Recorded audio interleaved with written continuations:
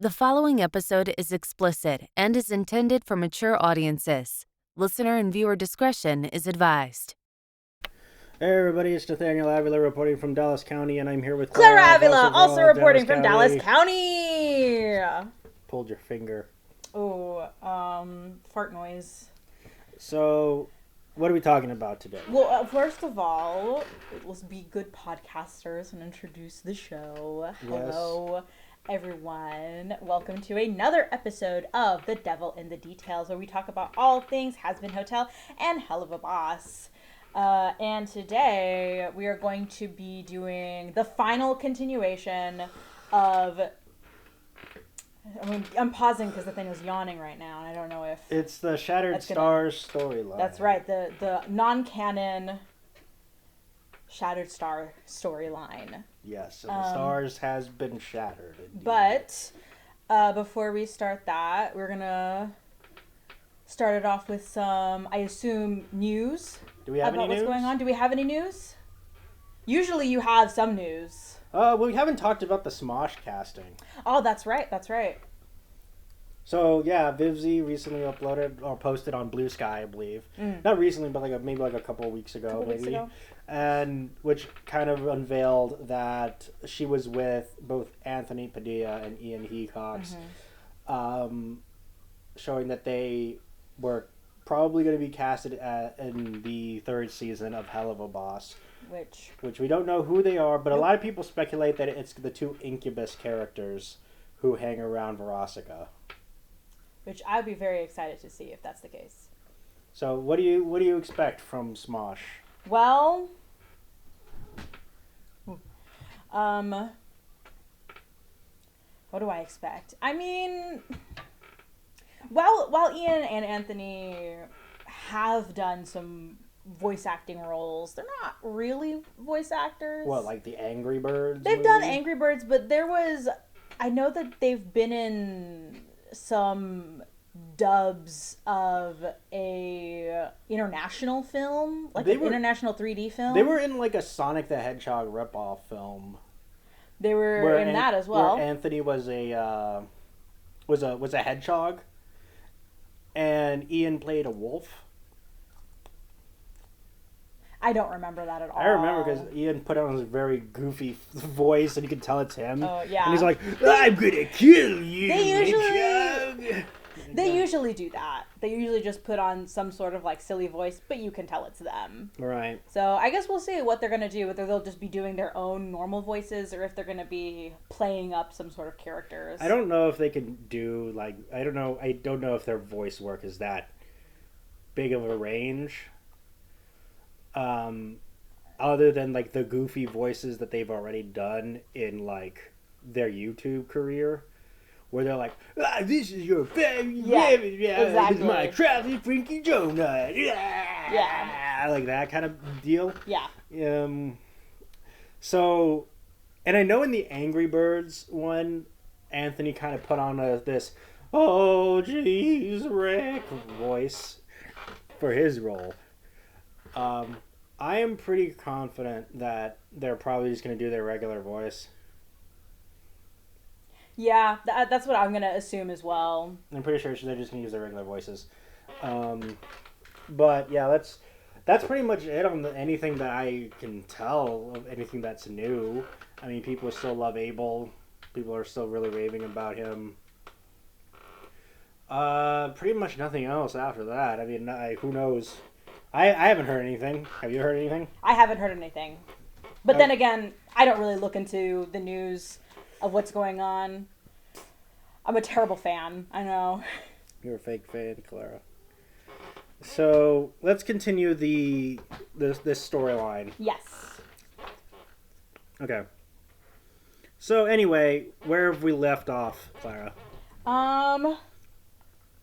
I believe Stolas was just shot by Izzy, and Stryker was framed. And now Stolas is dying in Octavia's arms. Right. And Blitz thinks that Stryker did it. Right. Let me see what else. Okay. So Blitz is still kneeling in the courtyard, right? I think so. And he's consumed by grief as his tears fall into the puddle of Stolas' blood. His shoulders shake with sobs, boo-hoo-hoo, and the weight of everything he's lost presses down on him like a crushing tide. The memory of Izzy's words, the cruel assertion that Blitz destroys everything he touches, Clara. Do you think that's true? That Blitz destroys everything he touches? Yes. I don't think that's necessarily true. No. I think he certainly believes that that's true. But it keeps on replaying in his mind, adding to his torment. Now, above the star that Stolas and Octavia had once created fades from the sky. Isn't that sad, Clara? I said, isn't that sad, Yes, Clara? It's sad. And, yeah, and so Looney, Moxie, and Millie gather around Blitz. What? Just you said Looney. I said Luna. No, you said Looney. It was Luna, kind of weird. Moxie, Millie gather around Blitz, their expressions heavy with sorrow, and Luna places a comforting hand on his back. Boom. While Moxie and Millie kneel beside him, offering silent support. No words can fully convey the shared tragedy that they all feel, and their silence is punctured only by Blitz's ragged breaths as he mourns. Isn't that sad? That is really sad. Yeah. Now this is the final chapter. Okay. It's Drum roll. The final confrontation with Izzy brings closure, but no reprieve from the pain of loss. Now both Blitz and Octavia discover the full extent of Izzy's role in Stolas' death. So the whole framing striker thing didn't really, I guess it didn't pan out, I guess. Okay, good. All right, so we know who really did it. Well, they know. Yeah, well, they know. They figured that out. I mean, we know that too, because we saw it happen. Right. So, yet in the aftermath, the group comes together to honor Stolas in the way he had always wished, to send him off with love, dignity, and a final connection to the stars he adored. The funeral is an intimate, solemn affair. Octavia, Luna, Blitz, Millie, Moxie, and for some reason, Crimini is also there. Oh, sure. And also, bring Crimini in. And also Lux. Lux? Yes. Who is that again? AKA the Holy Spirit. Oh. Whoa! The Holy Spirit! Whoa! Yes. Gather around Stolas' body, which rests peacefully on an ornate bier, whatever that is. And the surroundings are quiet, save for the soft cracking of torches that illuminate the night. Ooh. Now Octavia steps forward, her hands trembling as she summons hellfire and flames casting an eerie yet beautiful glow around her.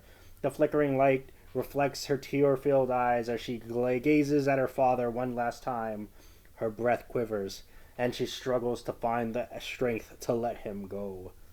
Seeing her pain, Blitz, Luna, and Crimini step forward, placing their hands gently on her shoulders, or in Crimini and Luna's case, their paws. Their paws, yes. Their presence provides her with a steadying comfort, silently reminding her that she's not alone. Blitz's voice, rough with emotion, breaks the silence. "He's free now, kid," he says softly, "and he'd want you to be too." Terrible voice. Did I get the job? Did you get the role? Sounded very country for some reason. All right.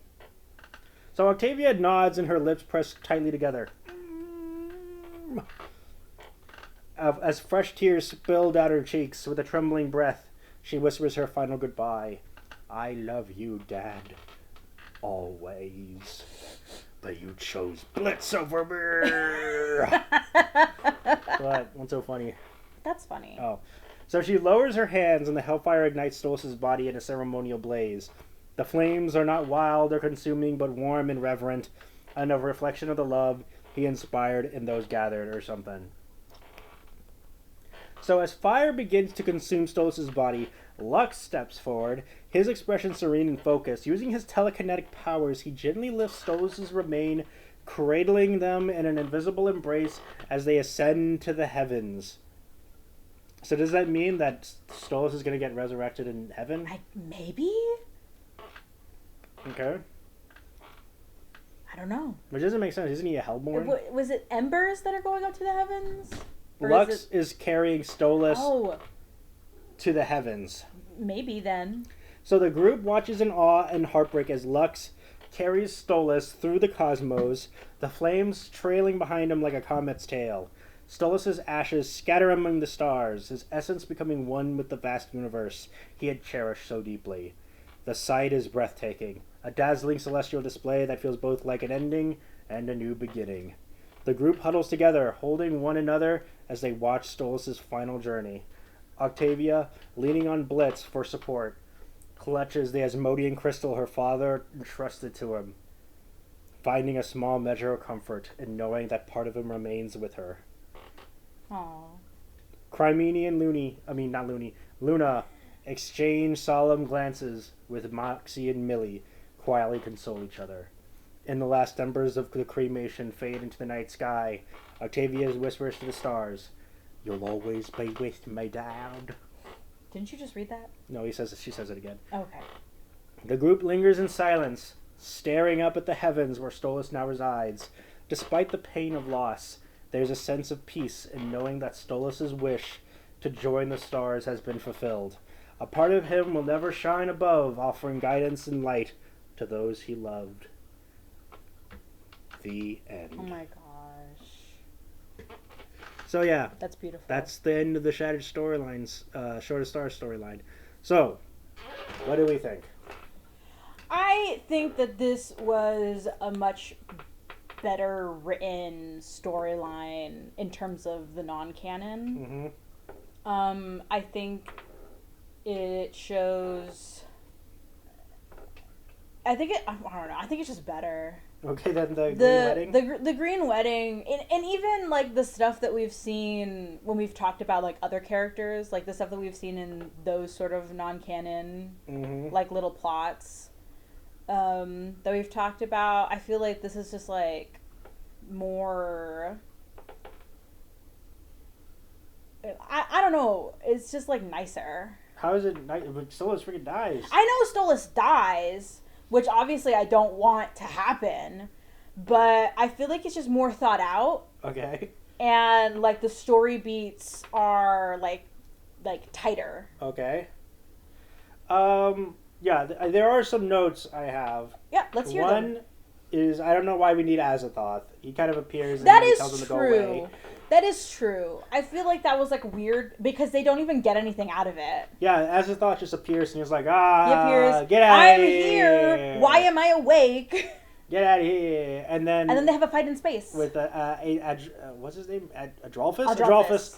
Adrolphus was like guesses like, oh, ice demons, and they fight.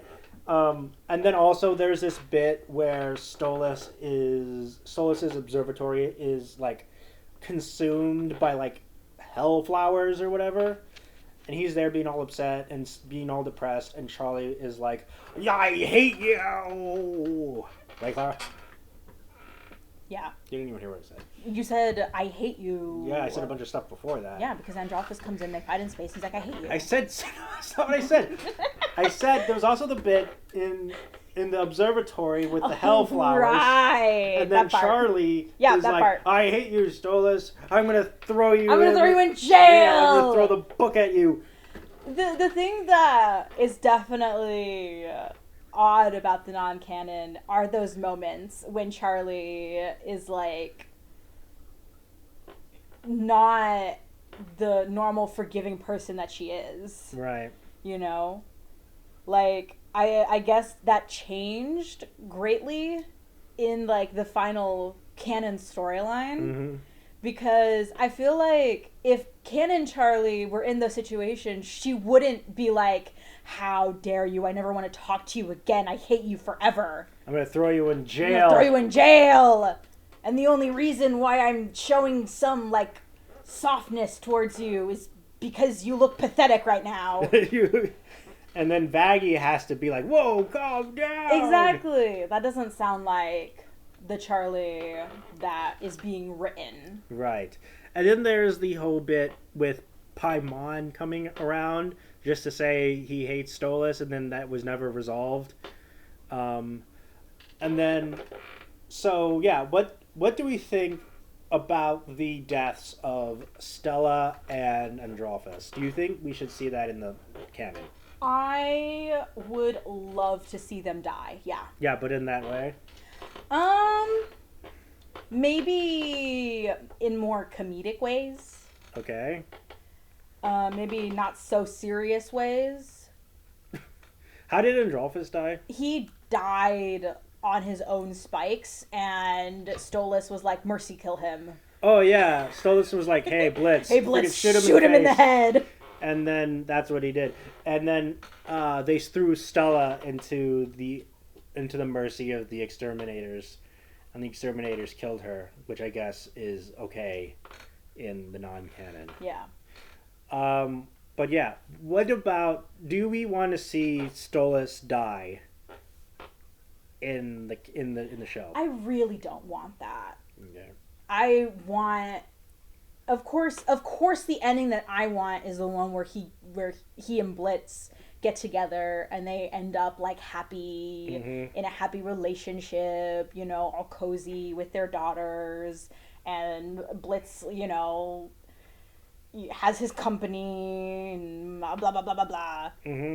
But like, I don't know if that's what's gonna happen. Like, Vivzie might do a 180 and like actually like for real kill Stolas.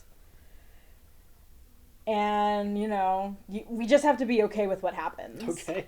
The thing is that seems to be the main driving force of Helluva Boss. Yeah. Helluva Boss seems to be primarily a forbidden romance between Blitz and Stolas. That seems to be like the main thing that the show is. Yeah, yeah. That's what it's, you know. That's what it... What am I even saying? Yes. Yes, that's what it was. Yeah, yeah. So I think that the series finale would probably end up with them getting married or whatever. That's what I would like. That's what I'm pretty much think that is what the climax of the show is going to be. I hope so.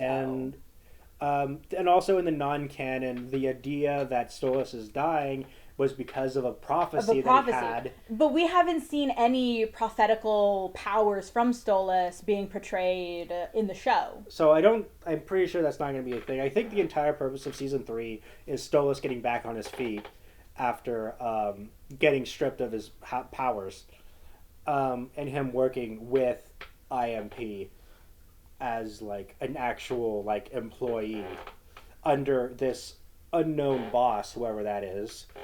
Oh my gosh. And so, I mean, yeah, that is where it is. And what do we think about? Should we see is there any other characters that we see? I mean, Millie and Moxie kind of take a back seat to this one. What about Lux? Do we want to see Lux? Do I want to see the embodiment of the Holy Spirit? Right. I don't know. I don't think Vivzie is going to do that. I don't think that she is. I don't think she wants to do that. I think that there are some things that she's going to pull away from. I don't think that she should do any inclusion of any eldritch being. What about the inclusion of Cocytus? Who's that again? It's not. It's a location. Oh, where's that again? In the non-canon, it's where Androphus lives, and in Italian literature, it is actually the 9th circle of hell. That is actually like this giant frozen lake and an eternal blizzard. Right. Yeah, I don't think she's gonna do that. It's also I think it was also featured in Greek mythology. Could be, but I don't know enough. That's it. I mean, so you don't want Cocytus. You don't want any eldritch being. You don't want to see a no Cthulhu coming in and being like, "Hey, I'm Cthulhu." No. How dare you? I sure don't want that. Okay.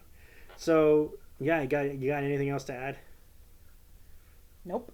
Okay. Well, I guess we're done here. I guess that's it. We're done early today, class. Wow, how long was this one? Is this 19 minutes? 19 minutes. Should we find something else to talk about? Sure. It feels like really weird to have only a 19-minute episode. Sure. Who do you want to talk about? Who have we not talked about? Why don't we talk about some Hazbin Hotel characters? We've been on Helluva Boss so long. Okay, who? Who have we not talked about? I'd love to talk about Lucifer. Sure, let's talk about Lucifer if we haven't talked about him yet. Let's talk about Lucifer. Let me look up, because I'm kind of doing this on the fly right now. Okay, Lucifer. Okay, all right, give me a talk. Give me an introduction. Who is Lucifer? What's his deal? What is his deal? Well, he is the ruler of hell and Charlie's dad. Originally was one of the what are they called? Angels, but they're something specific. An archangel? An archangel, yes. I think. I'm not 100% sure. I'm not 100% sure. He was some important angel, at least. In the I don't know if it was the Bible or maybe it was in Paradise Lost. Lucifer was described as the most beautiful and brightest angel in God's legion. Yes. Well, the first thing that we hear about him, obviously, because we don't see him until a couple of seasons later, like officially. Episodes. Why did I say seasons? Okay, so, all right, let's talk about Lucifer in a more concise way. So Lucifer is more of what is known as a diva dad. A diva dad? Yes. What does that mean? So picture this. Okay. Fallen angel, rocking the ultimate quote-unquote bad boy at the circus aesthetic. Oh. He looks just like his daughter, Charlie, white skin, rosy cheeks, blonde hair, coral streaks. But while Charlie is sweet and bubbly, Lucifer looks like he's ready to star in a rock opera about betrayal. Now his sharp red eyes scream, "I can see your sins," and his snake-like pupils whisper, "And I'm judging them too." Now, unlike his cheerful kid, Lucifer's teeth look like they were borrowed from a shark on a bad day. Right, Clara? Say that again? His teeth look like they were borrowed from a shark on a bad day. That's what a lot of Izzy's character's teeth look like, though. Okay. She does a lot of sharp teeth. Yes. Keep going. Now his hair is slicked back into a ducktail that says, "I've got time for evil and product." What? But okay. he's still, you like that one? But he still has one rebellious tuft that refuses to obey. For cowlick. Yeah. His cheeks are washed out red, like he's too cool for a proper blush. And his forked tongue is not so subtle reminder that he invented sass and snakes. Now, fashion-wise, Lucifer is a serving ringmaster of hell realness. Right, Clara? He's got a white top hat decked with a golden snake and an apple, because subtlety is for peasants. Right, Clara? Yeah. And his popped collar suit has enough red trim and golden buttons to make you question if he moons lights as a Vegas magician. Throw in some epaulets for that "I run this darn show" energy, and you've got a look that screams extra in all the right ways. Yeah. Okay. Fashion. So, now he's strutting around knee-high heeled black boots that would make any drag queen jealous. With dark gray gloves. You know what I want to see? I want to see the drag queens do the Hazbin Hotel brunch theme, you know? They're all about brunches. Oh, yeah. Yeah. Because, some Hazbin Hotel drag.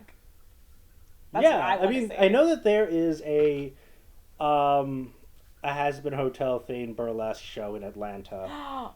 That's so fun. I told you about it last time. Oh, You said, did you? Yeah, and then you said, "That's not my thing." And mean, it's not my thing. And so that's not my thing. And then that was that. I don't want to go to a burlesque show with my brother. I want to see the boobles, Clara.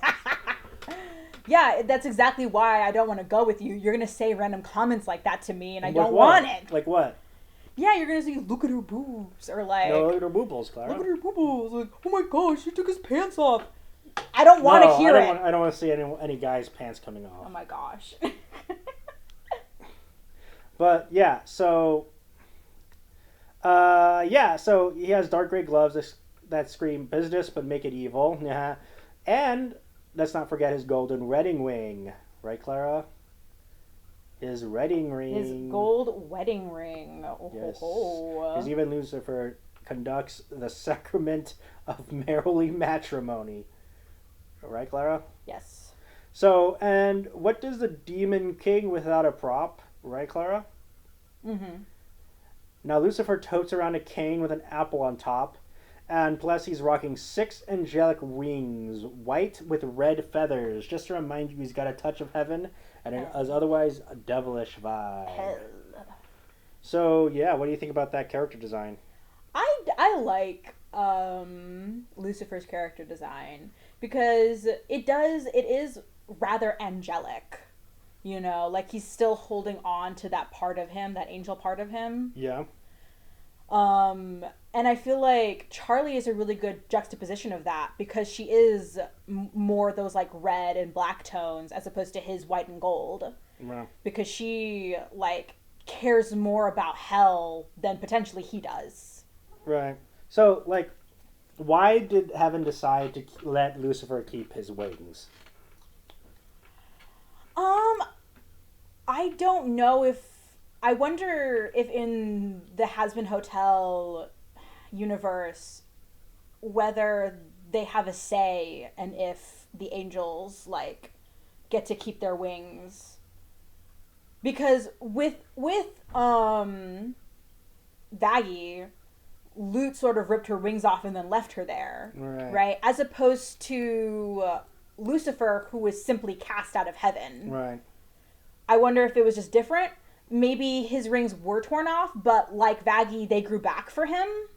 I don't even know why Vaggie's grew back. I don't know either. Because the power of love. Power of your upper love. Love. Okay. So, like, there's this photo, right? Lucifer and somebody who we thought was Leviathan, but it actually isn't. There was a photo of them together. Yes. Of who? Leviathan. Of Lucifer and who we thought was who Leviathan. We thought was Leviathan, but actually isn't. No. Now, they look like they just stepped out of an avant-garde fashion week, but Lucifer is extra, even in family snapshots. Now, he's rocking an outfit suspiciously similar to Charlie's from the pilot. Yes. It's different. No, it's suspiciously similar. Oh, suspiciously similar. Now, as he rummaged through her closet and said, "Yes, but make it me."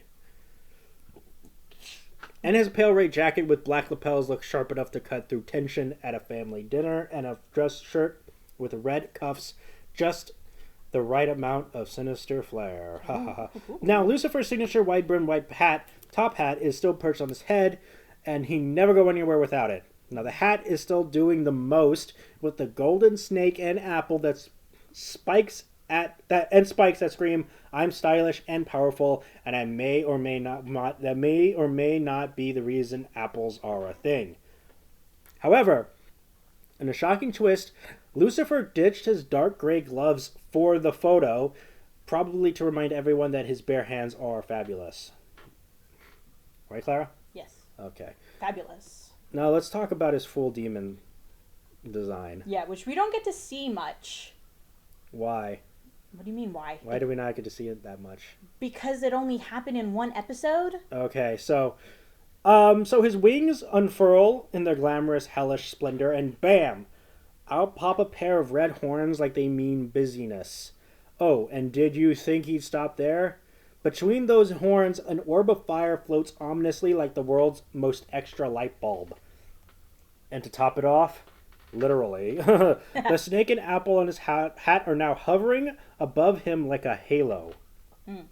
So, yeah. So his eyes, they've leveled up too. Now they got red sclera with piercing yellow pupils, giving him that "I see through your soul and I don't like what I see" vibe. Meanwhile, his black tail, spiked and tipped with a red heart, whips around like it's got its own personality. Now his hands turn black with glowing red fingertips, as if he's perpetually prepared to flick someone into oblivion with a single tap. and let's get real weird, right, Clara? Yeah. Eyes pop open on the inside of his coattails because apparently he needs that extra set of eyes to keep an eye on all the sinners. And for good measure, there are a creepy eye on his bow tie too, just in case he thought he didn't notice our outfit choice. So yeah, he also gives off a white glow, like he's the unholy fusion of angelic lighthouse and a rave DJ. So yeah, what do you think about that, Clara? I would love to see more of his demon form. Okay, do you like his demon form? I do like it. Okay. I also like how Charlie's has some similarities in hers because it really shows, father-daughter. Yeah. Let's talk about his pilot design. Yes. His pilot design is really just kind of like the same, Yeah. except his pupils were just black, and the snake around his hat was just purple, and that's pretty much it. But we don't even see him in person. We just see a picture of him. With someone who we thought was Leviathan. With someone who we thought was Leviathan, yes. But we also see a family portrait. With someone who we with him thought there. was Leviathan. Was it not? Was he not in it? Was who not in it? Leviathan not In the it? family portrait? Yeah. No. It was just him, and Lilith. It was him, Lilith, and Charlie. Oh, okay. I think it was all three of them, yeah. All right, so let's talk about his personality. Clara? Let's talk about his personality. Oh, this is all canon, by the way. Yes, all canon. So, Lucifer... Because there's no non-canon for him. There is non-canon for him, actually. No, I mean, like, in the pilot version. Oh, yeah. Keep going. So Lucifer is the kind of person who would run an empire but prefers to lounge around collecting rubber ducks. Mm-hmm. Now, he's basically an over-the-top theater kid who peaked in rebellion but forgot to read the responsible ruler manual along the way. Now, despite being Hell's big boss, he spends more time acting like a chaotic, awkward uncle than a terrifying overlord. One minute he's passionately monologuing about free will and the creation of hell, and the next he's crying over a horde of rubber ducks because his ex, Lilith, left him. And he accidentally ignored his daughter. So, there's that. Yeah, for how many years? 7 years? 200 years. 200 years! Ah, lovely. Now, his coping mechanism is duck hoarding and socially awkward phone calls to Charlie, where he forgets basic things like where she is, or that she runs a rehab hotel for Hell's worst. And he also didn't realize Charlie liked women until he casually mentioned her girlfriend. So, there's that, Clara. Yeah. You like women? I like women too. Oh, whoa, that's crazy! Oh. There's so many ways I can relate to you, my daughter. My daughter. Okay, so Lucifer also cursed with a serious case of foot and mouth syndrome. He then tries to threaten someone. It somehow comes out as a flirtatious innuendo, and he's just so proud of himself. Right up until Charlie face palms and explains what he just said. He also has the memory of a goldfish calling Vaggie Maggie, literally 5 seconds after being told her name. Right, Clara? Yeah. But don't let this awkward dad energy fool you. When push comes to shove, Lucifer throws down. Oh, yeah. No, you can't say that. So when Adam picks a fight, Lucifer shifts from silly and theatrical to peeved off Demon King in no time. How about you host the show by yourself? No. And I don't say anything anymore. No. Since you clearly have no consideration. No. For my interjections. You can interject. Clearly I can't! So let's, Adam is getting beaten up, right? Yeah, Adam's getting beaten up, which, let's go, Papa Lucifer. Yeah. So even so, Lucifer managed to be polite, slipping in a please when telling someone to scram. Nah. Now, as a dad, Lucifer is ... trying, kind of. He loves Charlie dearly, but doesn't quite grasp how to show it. He'll call her, but only because he's bored or needs something. Right, Clara? Yeah. And he's completely oblivious to her personal life despite her telling him about it. Yeah. Still, he's fiercely protective of her. When Alistair starts implying he's a better father figure to Charlie, Lucifer's jealousy hits peak levels, and he spends the rest of the time trying, and mostly failing, to remind Charlie that he's the actual dad here. Mm-hmm. You can almost call me Dad.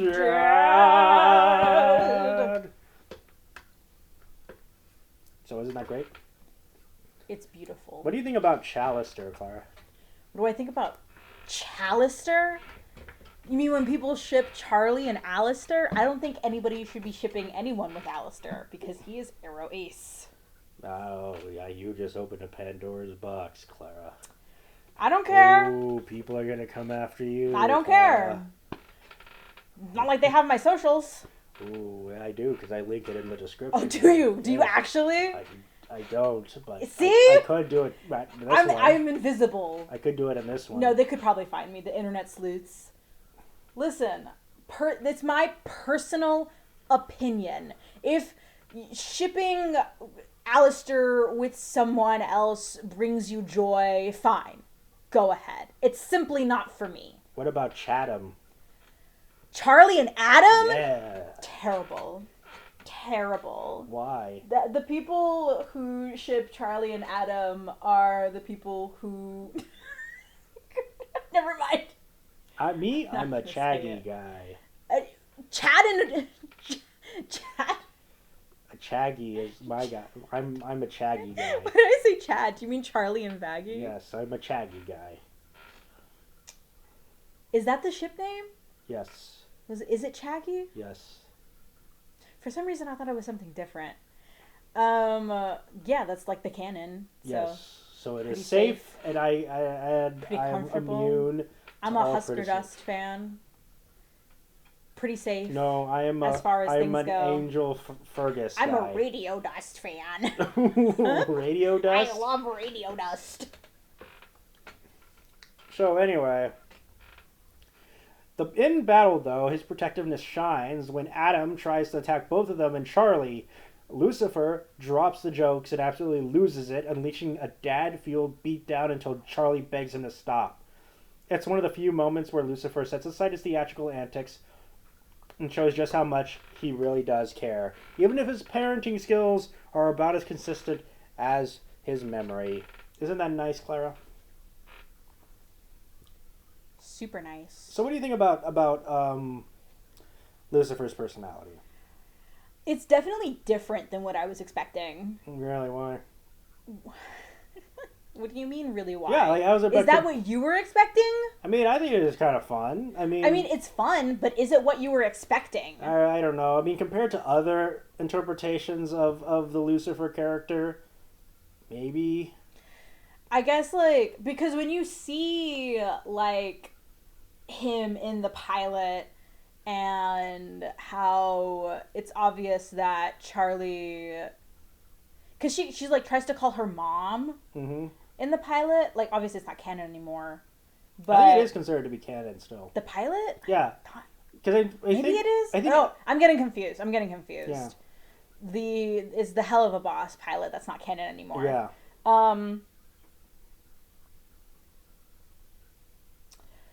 I just, I guess I didn't know what to expect, but it definitely wasn't what I was expecting. But it doesn't mean that it's bad.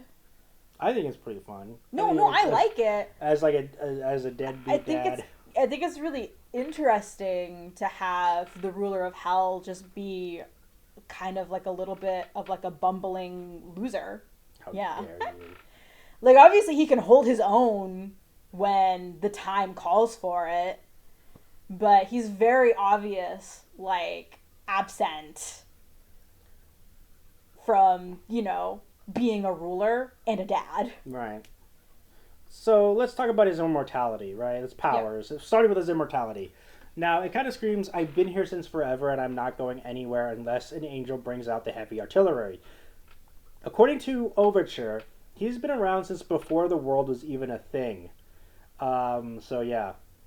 As a member of Hell's royal family, he's biologically immortal, which means wrinkles and old age are strictly for mortals and lesser beings. The only way to take him down is with angelic weaponry, which is basically heaven saying we designed a cheat code specifically for this guy. So while the rest of us are aging, dying, and stressing over mortality, Lucifer's just vibing through eternity, hoarding rubber ducks and whatever. So there's that. Well, I mean, he's an angel. Yeah. What do you think about? Because I know in the premiere, Charlie says that Lucifer was cast out of heaven because he gave humans free will with the apple. apple, Even though in the Bible it was just called a fruit. Yes. It was the fruit from the tree of knowledge. Yeah, which a lot of people just associate as an apple. They just depict it as an apple, usually, yeah. So that was the reason why. Even though in the Bible, Lucifer, well, actually the serpent, which a lot of people believe was Lucifer, brought down the fall of man after he was cast out of heaven, as a way to get back at God, or at least according to the English literature of Paradise Lost. Have you ever read that book? I actually haven't read Paradise Lost, but I have watched a video of someone talking about Paradise Lost. Was it Wendigoon? It was Wendigoon. Was it Wendigoon's 3-hour retrospective of the book? It was indeed that, and quite frankly, I remember none of it. Oh, goodness. So, in Paradise Lost, and I think maybe little bits and pieces of the Bible, I kind of want... I kind of hope that this kind of comes in the show, because I think it would be very interesting and very cool for a different, like, this bit of conflict, Clara. Yeah. That the whole bit of Lucifer getting cast out because he gave humans free will. I think that might have just been like a story Lucifer told Charlie just to make him feel good, better. And the real reason was the actual reason we depict in the Bible and in Paradise Lost, which was he was the biggest and brightest of God's angels until God has a son, which was Jesus. Yeah. And Lucifer refused to bow down to him. And then he was like, I'm better and I'm going to overthrow God and I will become the new God. And then they start the war in seventh heaven. Lucifer loses because, of course. Yep. And then he falls, and then he's cast out into So you think that there's going to be a switch up in the plot? I would think so. Because Lucifer is still the embodiment of pride. He didn't earn that title for nothing. That's true. That's true. Yeah. It could be pride in the fact that he thought his idea of giving the humans free will was the correct one, as opposed to the other angels saying that it was a bad idea. Okay. It could be pride in his ideas that the angels look down on. Yeah, I think that's really minor. Well, I mean, hey, don't count it out. I guess. I still think the idea that he tried to overthrow heaven is a lot more entertaining, a lot juicier in terms of getting the title of pride. Oh, maybe. I mean, he still went against what the other angels said that he should do. That's still prideful. I suppose. I still think be really cool if Charlie finds out that, what, you were lying to me, Dad, now I hate you again. And then he has to earn his daughter's respect again in the coming seasons. What do you think? I guess that could be something interesting plot-wise. Unless they wanted to sing a song and then they're magically done. They're magically cool again. Right, Clara? Vivsy does like to do that. Okay. So let's talk about his angelic powers, Clara. Yes. Now, he's reminding anyone that he's not just a demon king. He is the demon king with celestial level magic. His abilities put him leagues above his demonic peers, making him the hellish equivalent of the guy who shows up to a neighborhood soccer game with a professional gear and proceeds to obliterate the competition. One of his signature moves, which is known as pylogenesis, which is a fancy word for making portals like it's no big deal, Clara. Now, these aren't your average anonymous demon portals either. Now, Lucifer's portals show up as sparkly rings of light because why wouldn't he make them extra fabulous? Nah. In Dad Beat Dad, he casually whips up one for instant transportation because walking is for peasants, and clearly the man has places to be. He even uses them to transport other demons, proving that he's not only powerful, but also helpfully powerful. So, yeah. Also, if glittery portals weren't enough, the resemblance to one used in Welcome to Heaven suggests that his angelic magic, that this is his angelic magic at work. So, there's that. Yeah. It also kind of gives the impression that Lucifer has the ability to go back to heaven whenever he wants. That does seem to be the case. Yeah. But I don't think he does. I don't think he does because I don't think they really like him that much. Probably not, no. Well, I know because Adam said that he was the most hated being in all of history or whatever. Yeah. But since I guess Lucifer can still use his like angel background to still go in to heaven whenever he wants. Yeah. But there's that. Let's see what other cool things does he do? What other cool things? Yeah, what are epic angel demon powers? So basically Lucifer has a terrifyingly awesome final form up his sleeve because of course he does, right, Clara? Yeah, of course he when does. he wants to dial up the fear factor, he can assume a monstrous, more powerful demonic form, which we already talked about, so we can continue. Now Lucifer's strength isn't just impressive, it's ridiculous, Clara. During his fight with Adam, he treated it like a casual sparring session, effortlessly knocking the guy around like a pinata. Pinata? Yes. Keep in mind, Adam had already defeated Charlie and Alistair in quick skirmishes, but Lucifer, he barely broke a sweat. And let's not forget his hugging skills are so powerful that poor Charlie and Vaggie could barely breathe. Now Lucifer also has wings that aren't just for show. There's personal jetpack, Clara. So at a moment's notice, he could summon 6 majestic angelic wings, and their size conveniently varies depending on how dramatic he's feeling. Yes. So yeah. And also, because being the king of hell isn't enough, Lucifer also dabbles in playing God Light. He basically created Razzle and Dazzle for Charlie, showing that he's not just about destruction, he can whip up a couple of life forms for funsies too. Did you say whip up a couple life forms for funsies Yes, too? that Lucifer has the ability to create life, Whoa. which we see when he made Razzle and Dazzle. Right, that's right. I mean, technically we don't see that. We don't see him do it. But we know he did. We know he does, yeah. Also, Lucifer doesn't waste time walking like some mortal chump. Instead, he teleports in style, enveloping himself in a dramatic swirl of deep red smoke and golden glitter, Clara. Hell yeah. Yeah, so there's that. All in all, Lucifer's abilities are so over the top, they practically flex in every scene. So I guess so. Yeah, I mean, these are kind of basic stuff. Honestly, we don't really see most of what I assume. We don't really get to see his full arsenal, is my guess, of, like, powers. Well, maybe we'll see more in the next season. Maybe we'll see more in the seasons to come. But you know what we do see? What do we see? Tell me. Lucifer's powers of shape-shifting. Right. Now, in The Show Must Go On, he casually transforms into a snake, a goat, a bird, and a horse. Yeah. And even an octopus. Just because he can.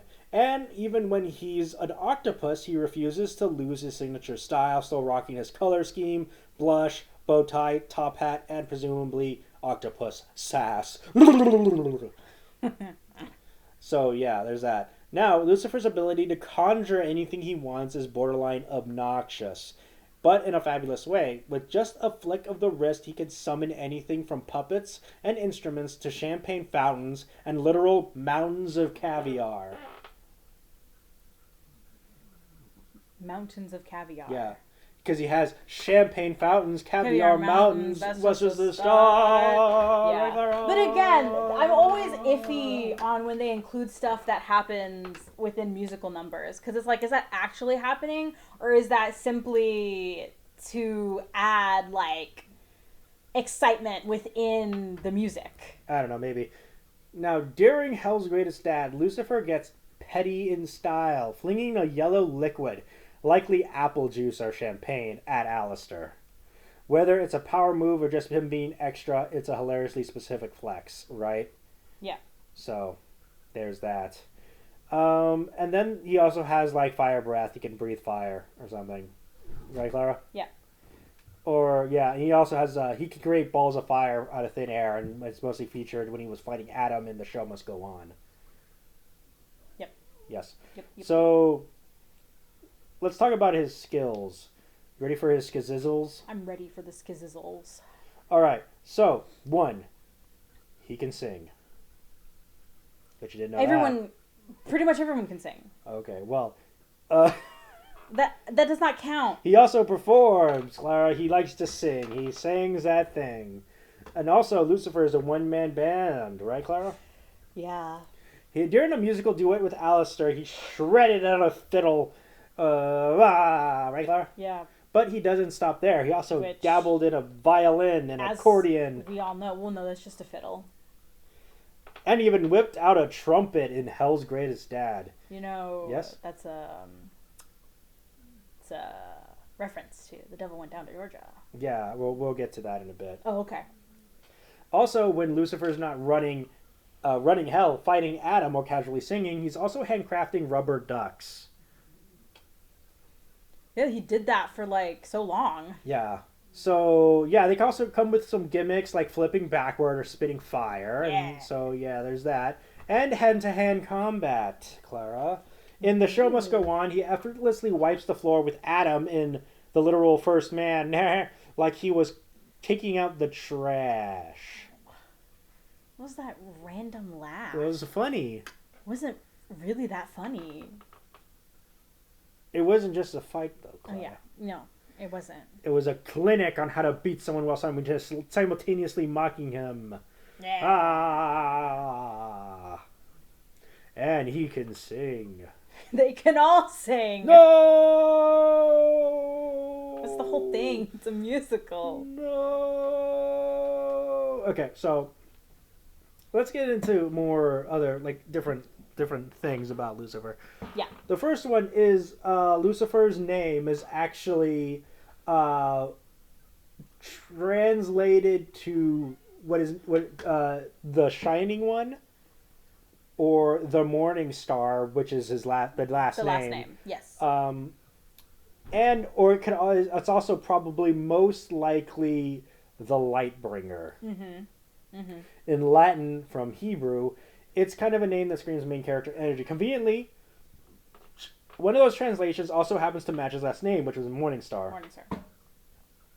Now, Lucifer is based on the biblical figure of the same name, the fallen angel who was kicked out of heaven and landed in hell.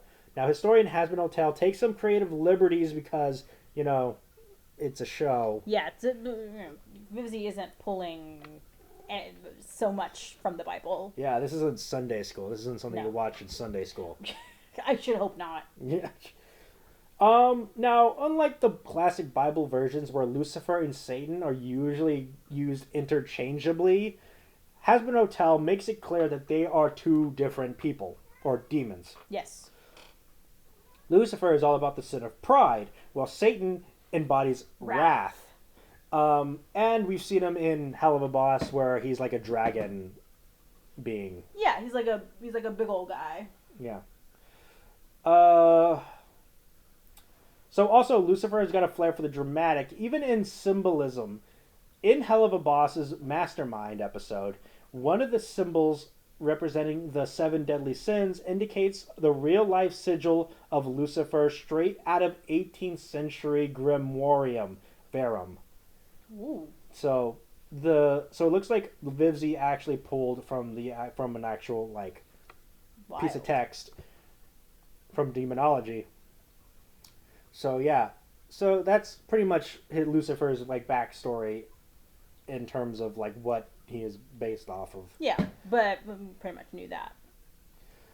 Yeah, so let's get further down the rabbit hole here. So Lucifer's debut in Hazbin Hotel is a significantly stylish milestone, marking him as the first of the 7 deadly sins to grace the series. Mm-hmm. In the franchise as a whole, he is the 4th sin to show up. Mm. But let's be honest, he's probably considers himself the most important one, which was pride. Sure. And I'm pretty sure he's going to be the only one. The only one? The only sin that appears in Hazbin Hotel. I would hope so. Why? I wanted a crossover. Now, Lucifer's apple game is strong. Now, the apple perched on the hat and the cane is a nod to the Adam and Eve story. Yep. Where a talking snake, yeah, I know. often linked to the devil, aka Lucifer, convinces Eve to eat the forbidden fruit. Now, pop culture decided that the fruit was an apple, and Lucifer, being the king of dramatic irony, has fully embraced the aesthetic. So, yeah. So, speaking of apples, Lucifer's favorite treat is caramel apples. Oh, caramel apples. According to Faustis, so Faustis, I think, is like a writer or producer on the show, because apparently being the king of hell and a cosmic powerhouse doesn't stop him from having a sweet tooth. It's a kind of endearing, really. Imagine the guy who rules hell taking a break from a cosmic scheming to enjoy a gooey caramel apple. Wow. Isn't that nice? Isn't that beautiful? Isn't that nice, Clara? So nice. So nice. So, yeah, there's some cool stuff going on here, basically taking from the Bible and all that. So, Lucifer's parenting style is a little hellish.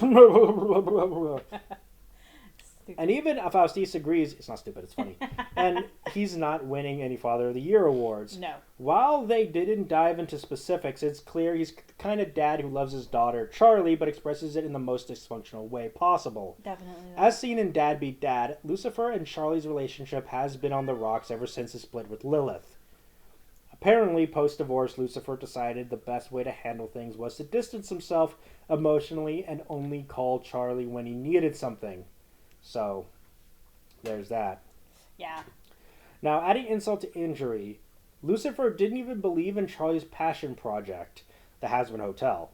He's completely cynical about sinners and their chances of redemption, basically treating her dream of helping them as adorable but delusional. So, his lack of faith did not only hurt the relationship, but probably made Charlie feel like her dad thought she was wasting her time. Yeah. I feel that too. Now, fortunately, Lucifer doesn't completely hopeless as a parent. Later in that same episode, his attitude shifts and starts to see value in Charlie's dream. Yeah. Now, it's a reluctant dad learns to believe his kid arc that happens in 10 minutes. Yep. Yep. But hey, progress is progress in 10 minutes. I guess so. So, yeah. Could have maybe used a bit. Maybe could have been a little bit, maybe used an episode or two. We've talked about this before with Vivzy, where she kind of introduces conflicts and then solves them really quickly. Right. Now let's talk about Overture, what is revealed by Lute in Overture, and expanded upon in Dad Beat Dad. Now, Lucifer has a working arrangement with Heaven and the Exorcist regarding the annual extermination. In true I'll cut a deal with anyone fashion, he somehow managed to score a quote-unquote pardon for Charlie and all hellborn demons. Thanks to this agreement, all the Exorcists are only allowed to target sinners, believing hellborn demons off the chopping block. Mm. How he pulled this off is anyone's guess. So... Lucifer's musical talent isn't just impressive, it's a borderline unfair. Right, Clara? According to Vivzy, he can play practically any instrument, and his fiddle skills in particular are legendary. Crazy. During his duet with Alistair, Lucifer wields a golden fiddle in a not-so-subtle nod to the iconic song The Devil Went Down to Georgia. That's right. And you better believe he plays it phenomenally well. Because if Lucifer is going to channel a pop culture reference, he's going to crush it. Yeah, he goes... Right. Let's learn a little bit more about this whole devil came down to Georgia thing. Oh, sure. I'm talking about the devil came down to Georgia. He was looking for a soul to steal. You're right.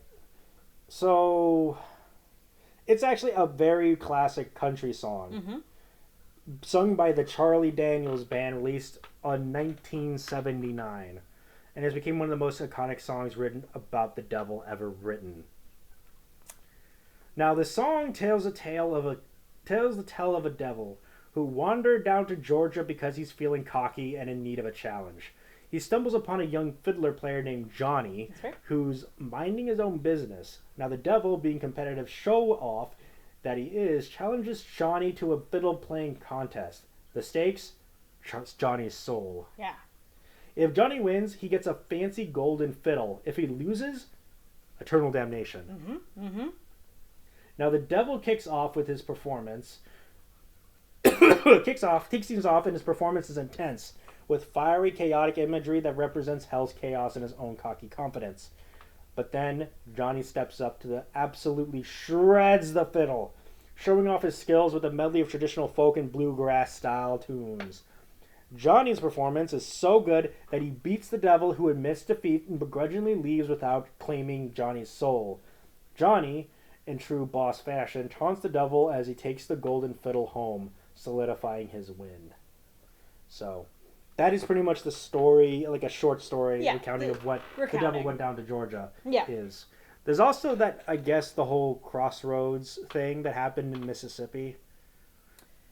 The Devil in the Crossroads? The Devil in the Crossroads. Yeah. Where it's not really a fiddle, but it's kind of like music related. Well, yeah, but the story about that guy, I don't remember who it was, but like some singer. It was a singer who there was sold his soul to the devil for his singing abilities. Yeah, and the devil gave him like a magic guitar. Which made him like super epic at guitar playing. Yeah. And that happened on a crossroads in Mississippi or something. Something like that. That was another one that is kind of similar. So, what do you think about that reference, Clara? I mean, it makes sense. It's a classic song. It's a reference that a lot of people will get. I enjoy it. Do we think we'll ever see Lucifer play the fiddle again? I sure hope so. We only see him do it once. We only see him do it once, but that's just for that season. It could come back next season or another season after. Yeah. So... Now, Lucifer's priority of the King of Hell are, let's say, unorthodox, right? Yeah. Does he have any priorities as the King of Hell? So this is what his priorities are. Yeah. Now, Make ducks. In Helluva Boss, the episode Lululand, it's revealed that Lucifer owns the park. No. Called Lululand, spelled L-U-L-U. Yes, World. that park. No, it's called Lulu World, I think. Lulu World, yes. He doesn't own Lululand. He owns another amusement park. Yes. Called Lulu World. Yes. Lululand is L-O-O-L-O-O. Yes. Owned by Mammon. Yes. And Lucifer owns Lulu World, L-U-L-U. Yes. So, yeah. So he has a theme park, which we have yet to see in the show. Yeah. Do you think we'll see it in season 2? Maybe. Okay. You can't ask me these questions like, do you think we'll see it? I don't know. Do you want to see it? Do you want to see it? I think, yeah, I want to see what We're going to Lulu World! Lulu World! And then Charlie's like, yeah! Woo!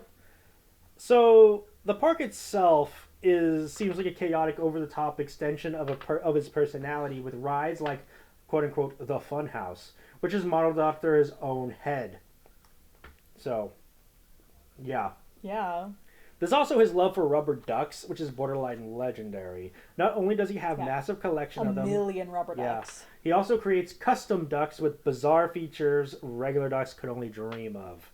Fire spitting ducks. I think you mentioned this already. Ducks that flip backward. Oh yeah, you mentioned that. All right, fine.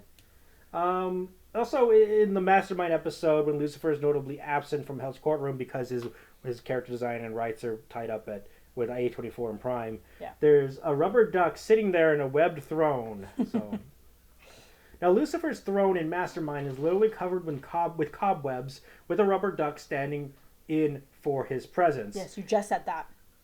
Yeah, and it doesn't scream checked out. I don't know what does, Clara. So, it's clear that Lucifer isn't exactly micromanaging Hellborn affairs. In fact, he seems content to let Satan and others run the show while he focuses on more pressing matters like crafting new ducks or brainstorming amusement park attractions. I really like how Satan in that episode was like, I was here before Lucifer. And then Vivzie was like, he was just lying. No, he was just lying. She tried to do it with the little side eye that Beelzebub and Asmodeus do, but it wasn't super clear enough, yeah. That Vivzie had to say it on her blue sky. Yeah. Alright, so Lucifer's mansion, right, is practically a gallery of his favorite people, filled with photos of Charlie and Lilith. But amidst the sweet nostalgic shots, there's one photo of Lucifer hugging a younger, what we thought was a Leviathan, but it actually isn't. It's not. Because apparently they go way back. In Dad Beat Dad, there's a blink and you'll miss it picture of Leviathan and Charlie. Ooh. Now, what's the story behind these family ties? No one knows, except we do. It's in the non-canon. That Leviathan was Charlie's boyfriend from high school. What? Yeah, boyfriend from high school, which I think would be really fun to see with that like little love triangle going on with Vaggie. You think it will be a love triangle? No, but I think Vaggie one might get a little bit jealous, and then Charlie's like, "He's just a friend." Yeah. And she's like, "How many people are friends with their boyfriends?" Yes. Ex-boyfriends. Yeah, I know. So, yeah, in The Show Must Go On, Lucifer drops a bombshell implying that he once had an affair with Eve. Whether it's true or just a petty jab to enrage Adam remains unclear, but honestly, it's peak Lucifer behavior. Even though I don't think that's what he meant, I'm pretty sure he meant the apple that he gave her. I'm pretty sure that's what he meant. Yeah. Also, Lucifer fully leans into his circus ringmaster aesthetic. Well, that's the whole thing. Yeah, right down to the ringtone of his phone. When it rings, you hear the iconic motif of Entry of the Gladiators. The classic circus tune that practically screams, "Welcome to the madness!" Because they have a subtle ringtone, you can make anyone in earshot associate you with a chaotic carnival. Is that the one that goes? No, I don't think so. I think I can play because I think it's public domain. Yeah. Oh, that one. Okay. I think that's good. Okay. And then the top comment is, "You're not a gladiator, you're the entire Colosseum." That was by Jolie Albury 6936. Thank you, random person on the internet.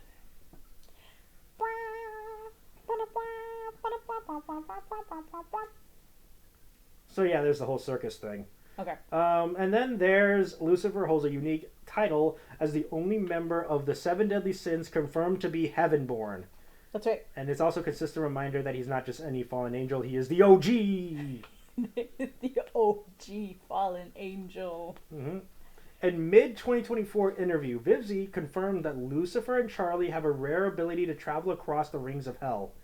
Even though I think we probably already knew that. While most demons are stuck in their respective rings, these two can move freely, likely thanks to their heaven-born lineage and Lucifer's insane powers. I thought Hellborn can. Yeah, but like I think that's different. It's only the sinners that can't leave Pride, as far as I can tell. I'm pretty sure that most Hellborn can move between rings. That's what I thought too.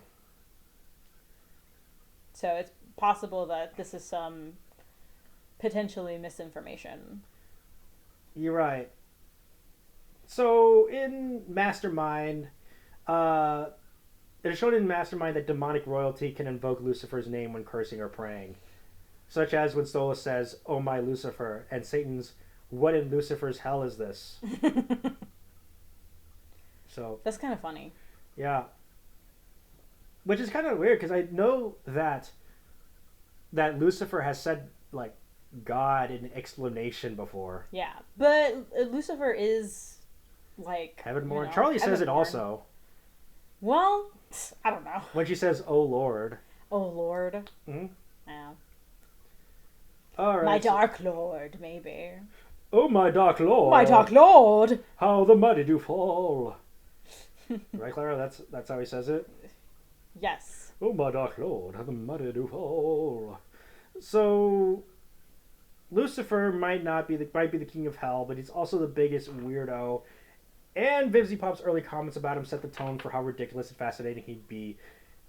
Now here's the tea. Okay, right, Clara? I'm ready. Now when Vivzi Pop first discussed Lucifer, then only known as the devil, she was tight-lipped about specifics, wary of spoilers. However, she did reveal that he is a very silly and goofy, and apparently has an inexplicable love for polka. No. What? Why? Not polka. We've never seen him do anything polka-related in the show. Except for that one time where he brings out the accordion. Yeah, that's pretty much it. That's pretty much it. So, yeah. So, Faustus doubled down on this detail because why wouldn't Lucifer embrace something so bizarrely joyful and absurd? Now, in a stream, Vivzi compared Lucifer to Willy Wonka So there's that. Now, Lucifer shares Wonka's flair for the dramatic, his penchant for the overtop theatrics, and his thinly veiled poopishness masked as charm. Whether he's running hell or crafting any custom rubber ducks, he's always performing from an audience, even if it's just for himself. Right, Clara? Mm-hmm. Scratch that. Reverse it. So, what? Nothing. Scratch that. Reverse Reverse it. Oh, I don't know any songs. I don't know any songs from Wonka. Not the Wonka. I could say some songs from Willy Wonka and the Chocolate Factory. Yeah, but you might get copyrighted. Well, he goes, "Oh, Charlie, how could you, Charlie?" It's my favorite song. Oh, Charlie. And then the Oompa Loompas are like, "Oompa Loompa, doobity-dee. We fucking killed those kids, and we'll kill you too." And so, before the series aired, Fausti speculated that Lucifer hadn't cut off his wings when he fell from heaven and could still use them. This was later confirmed in Dad Beat Dad, where Lucifer casually busts out his 6 wings like it's no big deal. Yeah. We already knew that. Yeah. Lucifer is shaping up to be a perfect storm of chaos, silliness, and power. So,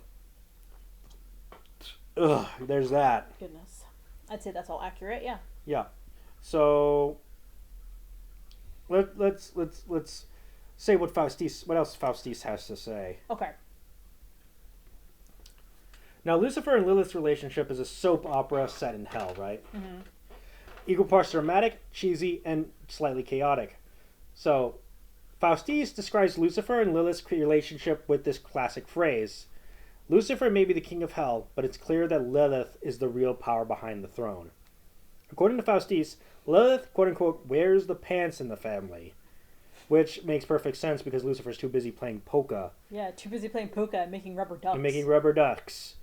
Now, the pair are described as, quote-unquote, passionate, cheesy lovers who clearly adore each other. Even their dynamic and is a little extra. You can practically imagine them having dramatic, over-the-top arguments 1 second and then making up in the most ridiculous rom-com worthy way the next.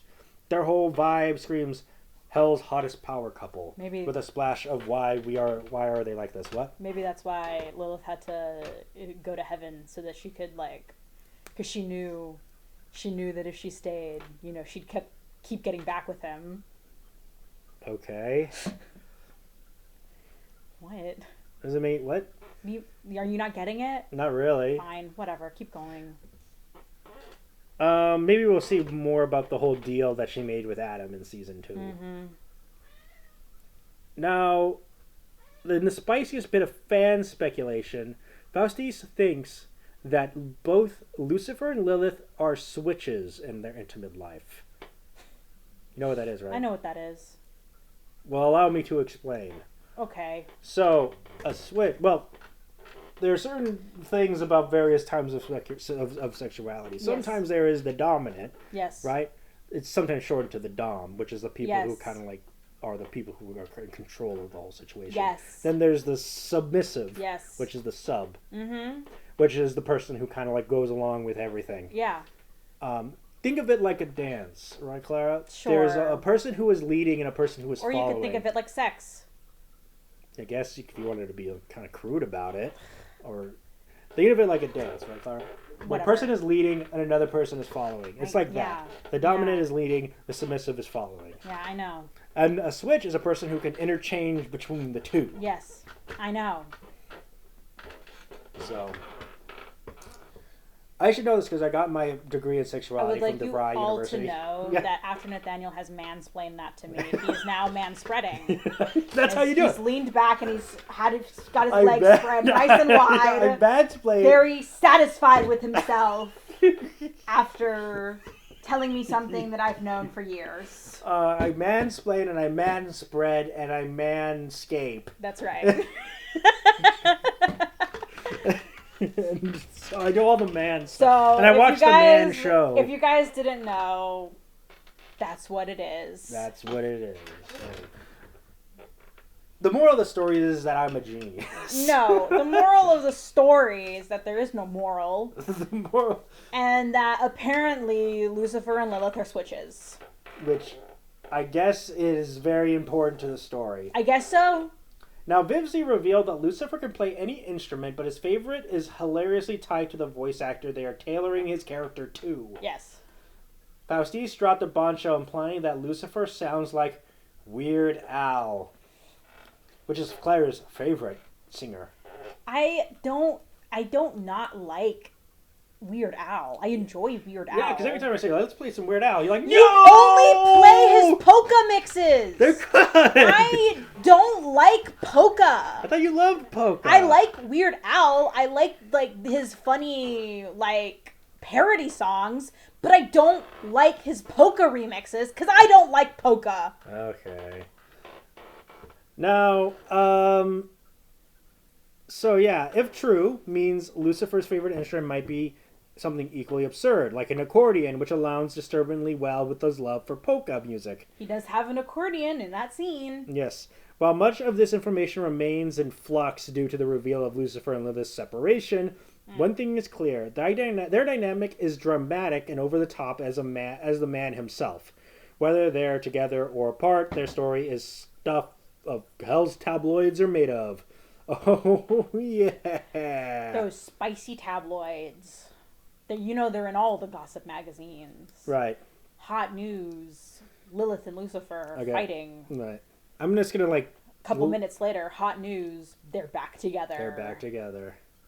What a couple. Lilith just spent heaven in 7 years. Now she's back and pregnant. Whoa! Find out more on page 6. So, I'm just going to lightning round the rest of this. Sure.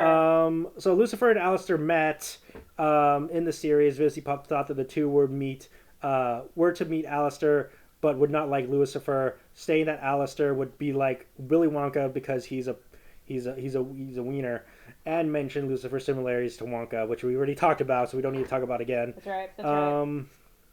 Lucifer doing a lot of recycling information. Vivzy Pop and Faustus both state that Lucifer is much more powerful than Aleister. That makes sense. Yes. Also makes sense why Aleister doesn't like him. Yes. Vivzy Pop and Dave Capdeville both felt that Aleister is in no way would be afraid of Lucifer, even though Lucifer may be an intimidating character. Yeah. But there's a mutual respect going on between them. Yeah. Okay. Sure. So, when asked about Lucifer's stance in hell, Faustus mentioned that they do not think that Lucifer cares about his subjects. They described hell as like an oligarchy and that Lucifer is not politically active. So... Makes sense. Yes.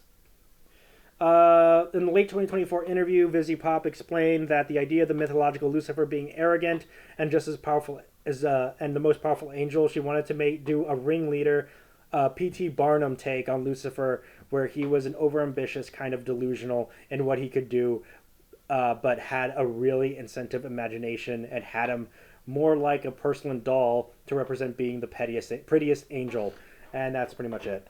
Yeah. For the canon. We can dive into the non-canon in the next episode. Which Lucifer is a lot more mean. Way meaner. We've already seen glimpses of that. Where he's like, Charlie, I'm I'm gonna gonna all your kill friends. all of your friends. I'm gonna make this IMP team do it. I'm going to sexually assault. He said he wasn't gonna sexually assault Octavia. He was gonna have somebody else sexually assault Octavia. He was gonna send Octavia to a place where she could be sexually assaulted. That's right.